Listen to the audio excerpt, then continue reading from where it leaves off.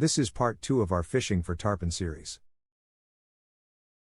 To successfully hook a tarpon, it's important to wait until you feel the weight of the fish before quickly reeling in and pulling back on your rod. This is known as the strip set method and requires proper timing to be effective. When you feel the weight, resist the urge to immediately set the hook by lifting your rod. Instead, strip back any slack line and then pull back hard on your rod while simultaneously reeling in. Timing is crucial when setting the hook on a tarpon because they have bony mouths that are difficult to penetrate. If you set too early, you may miss entirely or only graze their tough lips. Conversely, if you wait too long, they may spit out your bait or lure before you can get a good hook set.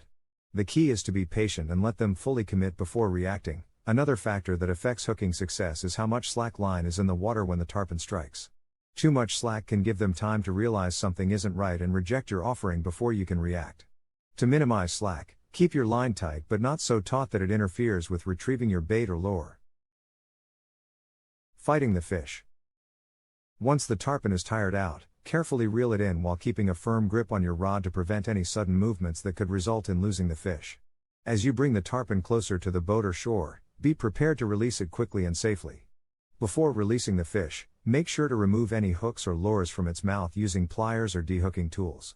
This is important for ethical handling of the tarpon as well as for minimizing harm to yourself. In addition to ethical handling, it's also important to be aware of local regulations regarding tarpon fishing. Many areas have size limits for catching and keeping tarpon, so make sure you are familiar with these rules before heading out on your trip. Remember that these regulations are in place not only for conservation purposes but also for your safety as well. Once you've safely released the tarpon back into its natural habitat, take a moment to reflect on your experience and appreciate this amazing fish species. With proper techniques and knowledge of regulations, you can ensure that both you and the tarpon will continue to thrive in their environment.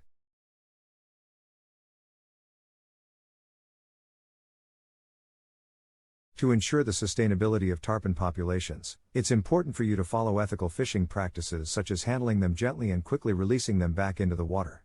As an angler, you have a responsibility to protect these magnificent fish and preserve their habitat. Here are some conservation practices and ethical considerations to keep in mind while tarpon fishing. Use circle hooks instead of J hooks to reduce the likelihood of deep hooking. Avoid using gaffs or nets whenever possible, as they can cause serious harm to the fish. Keep your hands wet when handling tarpon to avoid damaging their protective slime layer. Limit your catch by only keeping what you plan on eating and releasing all other fish unharmed. Be mindful of where you cast your line, avoiding sensitive areas like seagrass beds or spawning grounds. By following these guidelines, you can help protect tarpon populations for future generations and ensure that they remain a valuable part of our marine ecosystem.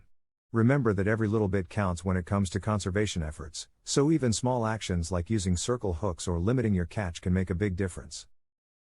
In addition to being responsible anglers, we can also advocate for policies that protect tarpon habitats and limit overfishing. This might involve supporting organizations that work towards sustainable fishing practices or contacting local lawmakers about issues affecting our oceans. We would like to thank you for watching, and please subscribe to our channel and have a look at our in-depth blog on fishing for tarpon. It has every topic about these magnificent creatures. Goodbye for now. See you in the next video in our Fishing for Tarpon series.